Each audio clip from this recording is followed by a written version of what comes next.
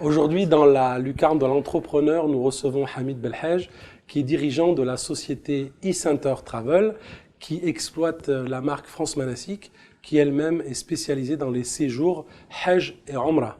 À tout de suite.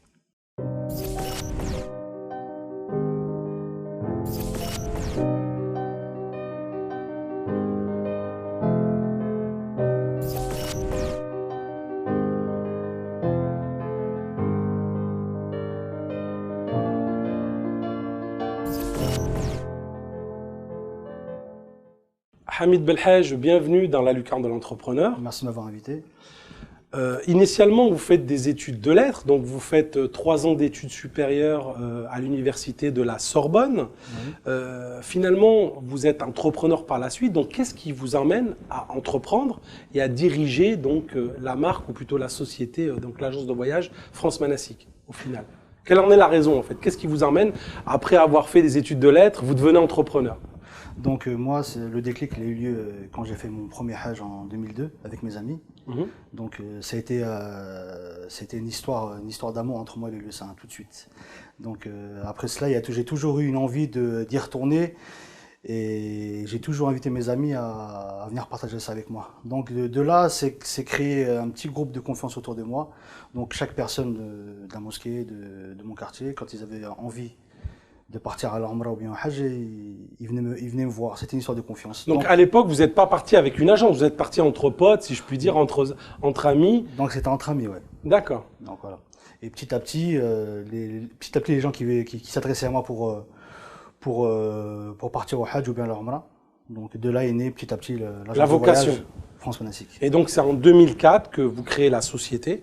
Tout à fait. Et que vous lancez la marque France Manasik. Tout à fait, depuis 2004. D'accord. Donc France Manasik, c'est environ aux alentours des 1700 pèlerins chaque année que vous emmenez sur les lieux saints. Oui. C'est combien de salariés aujourd'hui France Manasik? France Manasik, toute l'année, c'est 7 salariés. D'accord. Et on arrive environ à une trentaine de personnes durant les pics, durant le Hajj par exemple. Oui, c'est une activité qui est saisonnière, puisqu'on a la période du Hajj, la période de Ramadan, et là, vous avez besoin de plus de personnel, plus d'accompagnateurs. Tout à fait. D'accord. C'est le chiffre d'affaires, est-ce qu'on peut donner le chiffre d'affaires que vous réalisez là sur 2013 par exemple? Sur 2013, on va être environ à 2 500 000 € de chiffre d'affaires. Donc à peu près pareil pour le 2012, et sûrement pareil pour le 2014. D'accord. Peut-être un peu plus sur 2014. Peut-être. Généralement, il y a une évolution, parce que chaque année, il y a une croissance qui est de l'ordre de combien? On va dire à peu près de 5-10% par an. D'accord. Là, vous êtes dans les préparatifs, puisque bientôt va démarrer le mois de béni de Ramadan, puis en plus le Hajj 2010. Ouais. Donc, vos équipes sur le grill, je présume, c'est-à-dire que en pleine ébullition en ce moment? Donc là, on est en pleine préparation, en pleine finalisation de la Umrah de Ramadan. Inch'Allah. Donc actuellement, ce sont tous les visas qui sortent, alhamdoulilah. Et pour le départ prévu, un premier départ prévu le 28 juin, donc premier jour de Ramadan, et ainsi de suite jusqu'à la dernière quinzaine. Vous prévoyez combien de départs sur la période de Ramadan, par exemple, pour un ordre d'idée, c'est combien de départs ça représente environ une quinzaine de départs. D'accord. Avec combien de personnes pour chaque départ? À peu près, approximativement? Ça varie entre les dates critiques. Ça va de 25 jusqu'à 50. D'accord.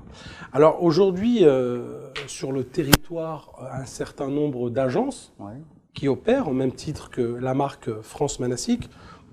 Pour ce qui vous concerne, on constate quand même qu'à partir de, nous on suit ça de près, qu'à partir de 2010, vous prenez réellement votre envol. C'est-à-dire qu'on voit que y a un professionnalisme qui se met en place, on vous voit, vous communiquez, il y a vraiment des choses. C'est dû à quoi d'après vous? C'est-à-dire que vous qui dirigez l'entreprise, qu'est-ce qui s'est passé en 2010 qui a permis cet envol de la marque France Manasik?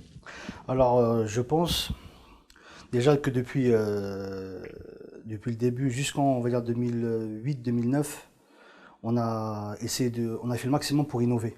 Donc l'histoire dit que c'était des packages, on va dire classiques, qui étaient proposés à nos parents, à la génération de nos parents, etc. Donc vous avez un hôtel à Médine, un hôtel à 700-800 mètres de l'Haram à Mecca.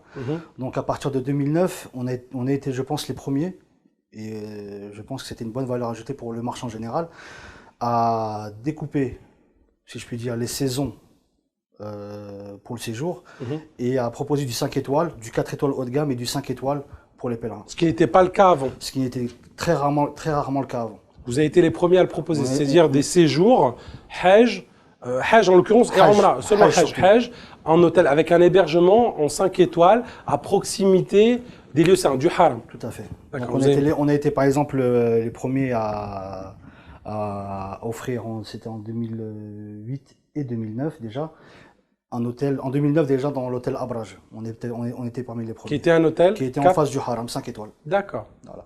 Mais d'autres ont suivi, par exemple, parce qu'aujourd'hui, quand on voit les offres, il y a pléthore. Tout le monde, on va dire un certain nombre d'agences, proposent les mêmes produits aujourd'hui. Donc de là est parti le déclic. À l'époque, tout le monde était réticent de faire des packages comme ça, notamment parce que les jours d'avant le Hajj, il y avait une résidence qui était un peu loin. Mais maintenant, tout le monde s'est complètement familiarisé.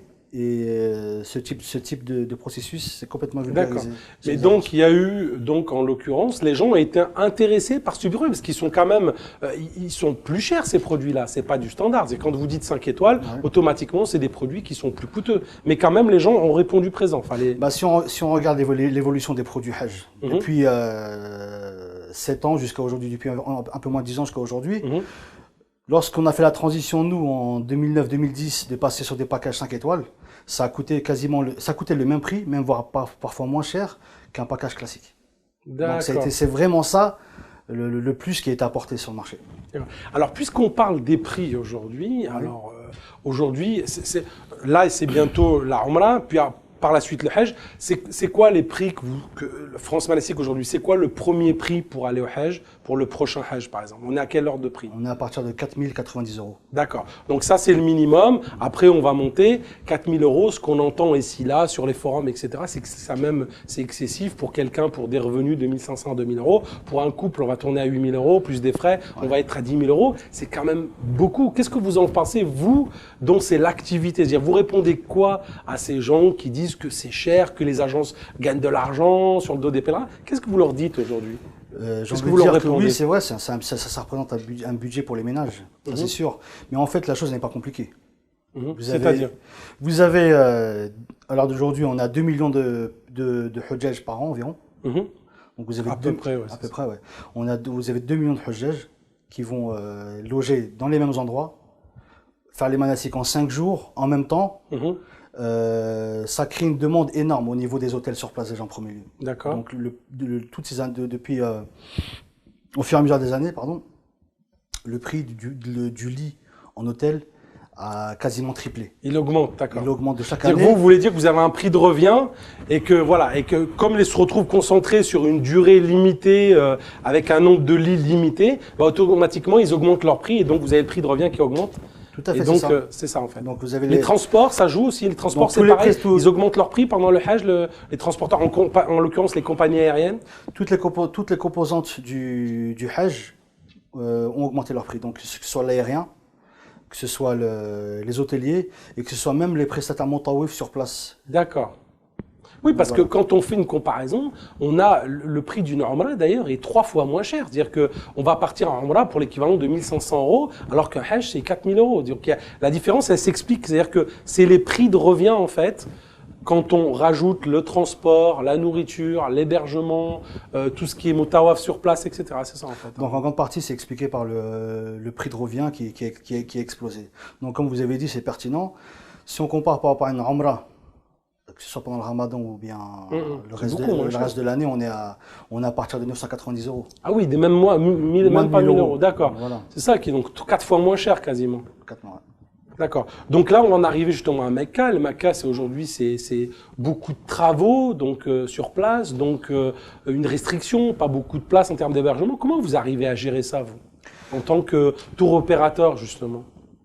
Donc le problème de la place à Mecca, c'est toujours la petite bête noire de toutes les agences de voyage dans le monde. Donc nous, on passe directement par notre sponsor sur place, donc par lequel nous passons via un contrat. Donc il y a la société ILEF D'accord. Donc on peut connaître quasiment en temps réel les disponibilités sur place sur chaque hôtel qu'il propose. Donc c'est lui qui est mandaté pour faire les réservations, pour dealer avec les hôteliers, etc., etc.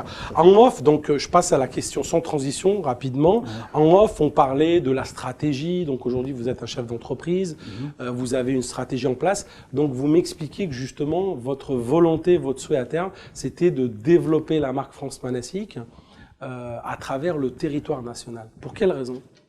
Donc là, nous avons remarqué toutes ces années que malgré que nous étions bien centralisés sur le net et physiquement sur la région parisienne, nous avons beaucoup de demandes du nord de la France, de la région lyonnaise, du sud, de l'est, etc. D'accord. Donc ce qu'on va lancer à partir de la fin de l'été, Inch'Allah, pour 2015, c'est de lancer une franchise en fait, France Manasik. Donc, qui va respecter un cahier des charges bien précis qui est en pleine rédaction. Qui est en cours de préparation par vos équipes? Par nos équipes. Qui devrait être prêt Donc, normalement, ça devrait être prêt, Inch'Allah, à la fin de l'été. D'accord. Donc, d'ici la fin de l'été. C'est pour bientôt. C'est pour bientôt, voilà. Et donc, par la suite, l'objectif sera de trouver des partenaires dans les principales villes. Donc, dans les zones que l'on va définir. Donc, le nord de la France, la région lyonnaise, l'est et d'autres. Suivant ce cahier des charges bien précis. Voilà. D'accord, donc ça c'est vraiment autre chose qu'on attend de France Manasik, à part ça? Non, c'est vraiment ça, le développement. À l'étranger, éventuellement à terme, non, c'est pas une volonté aujourd'hui. Pas tout de suite, non. D'abord sur la France, on y va step by step. On parlait donc des travaux dans les lieux saints, donc ça en est suivi, ce que ça a eu pour conséquence, c'est la baisse qu'on appelle les quotas auxquels ont droit les différentes agences. Vous, aujourd'hui, c'est quoi votre quota sur la marque France Manasik ou sur votre agence? C'est quoi? Alors d'aujourd'hui, pour 2014, nous sommes à 360 passagers. C'est-à-dire que vous aurez droit à emmener avec vous 360 pèlerins. C'est ça. Donc là, par transition, on arrive à cette question à laquelle beaucoup d'internautes et de internautes souhaitent que vous répondiez. C'est le petit couac qu'on a connu l'année dernière. Il y a eu un petit souci, puisque France Manasik sur le Hajj 2013 a connu une période compliquée parce que un certain nombre de pèlerins n'ont pas pu partir, bien même qu'ils avaient dealé avec vous, qu'ils avaient versé un acompte, etc., etc. Alors la question, elle est très très simple, c'est qu'est-ce qui s'est passé exactement? Vous pouvez nous expliquer en fait ce qui s'est passé l'année dernière, juste avant le Hajj? Donc ce qui s'est passé l'année dernière pour la saison du Hajj 2013. Le résultat, c'est qu'il y a eu plusieurs pèlerins, environ une centaine, qui ne sont pas partis. Donc, je tiens à m'en excuser déjà. Et l'explication à tout cela, c'est qu'il y a eu une baisse de la part des autorités saoudiennes imposée aux agences de France et même au monde entier de 20%. D'accord. Donc dû aux travaux, donc. Dû aux travaux. D'accord. Donc jusque-là, tout le monde a subi la baisse des 20%. Quant à nous, nous avons subi une baisse de 20% plus une baisse d'environ une centaine de passagers en moins. D'accord. Donc c'est ça qui explique qu'il y a plusieurs passagers qui n'ont pas pu partir. D'accord. C'est-à-dire que vous avez, si je peux me permettre, c'est une question importante. C'est-à-dire que, comme toutes les agences, vous étiez prévenu qu'il y avait une baisse de 20%. Tout à fait. Donc sur votre quota qui était de combien l'année dernière? Parce que faut expliquer aux téléspectateurs que les quotas en fait varient d'une année à l'autre et que les quotas sont fixés selon le quota de l'année précédente. C'est-à-dire qu'en gros, si vous avez eu 360 l'année précédente, vous aurez 360 voire moins. Si vous avez, etc. C'est vraiment ça. Ça évolue en fonction de ça. Donc pour répondre à ça, de la transition de 2012 à 2013, en 2013, nous étions à 450 passagers. D'accord. Machallah. Donc après Donc vous aviez les moins 20%, donc vous avez subi comme tout le monde, mais en plus de ça, en fait, ce que vous avez eu, 100 passagers en moins, mais ça, vous ne le saviez pas. C'est ça que vous attendiez. Vous ne attendiez pas à ça. Donc, qu'est-ce qui s'est passé? Donc, de 450, moins les 20%, nous sommes passés à 360. D'accord. Plus nous avons eu une baisse en 2013 d'une centaine de passagers qui était due à l'année 2012. Une autre baisse de passagers à partir de l'année 2012. D'accord. Voilà. Donc vous aviez les passeports, vous aviez enregistré les gens, et jusqu'au bout, vous pensiez que vous alliez, c'est ça, vous avez cherché, parce que vous me disiez en off, vous avez cherché à contacter, vous avez travaillé avec l'ambassade, etc., pour obtenir en fait ces 100 passagers, mais que vous n'avez jamais eu jusqu'à la fin. D'où l'explication. Jusqu'à aujourd'hui, D'accord. Nous n'avons pas d'explication exacte quant à la baisse de cette centaine de passagers en moins. D'accord. Donc nous, ce qui s'est passé en 2013, c'est que jusqu'au bout, nous avions gardé Espoir. donc, dans notre droit, pour que les derniers passagers puissent voyager. Donc ce qui n'a pas été le cas malheureusement. D'accord. Donc quand même, donc aujourd'hui, ce qu'on peut dire, c'est que parce que les gens qui devaient partir, ces 100 dont on parle, qui devaient partir avec vous, avaient versé un acompte ou avaient payé, peu importe. Ils ont été, à aujourd'hui, est-ce qu'on peut dire qu'ils ont été remboursés? Parce qu'un certain nombre de polémiques ont été lancées sur Internet. Aujourd'hui, c'est l'occasion de vous expliquer par rapport à ça. Qu'est-ce que vous leur répondez à tous ces gens-là? Donc le processus de remboursement a été entamé tout de suite au lendemain des annulations en fait. Hein. Donc alhamdoulilah, en 48 heures, c'était 90% des pèlerins qui ont été remboursés. Et le reste, il y a beaucoup qui sont réinscrits pour le Hajj 2014. D'accord. D'autres pour la Umrah. Et même certains pour 2015. C'est-à-dire que les gens, voilà, les personnes que vous aviez qui n'ont pas pu partir, se sont réinscrits les mêmes personnes. Donc voilà, vous êtes expliqué avec eux pour la plupart, se sont réinscrits pour 2014 ou sont partis ou vont partir avec vous pour la Umrah 2014, Inch'Allah. Pour la plupart, c'est comme ça. Ok. Hamid Belhaj, barakallahu fik, merci pour cet entretien. Merci bien. Et puis on espère qu'on aura répondu à l'ensemble des internautes et aux téléspectateurs. Et à très bientôt pour une nouvelle lucarne de l'entrepreneur. Merci à vous.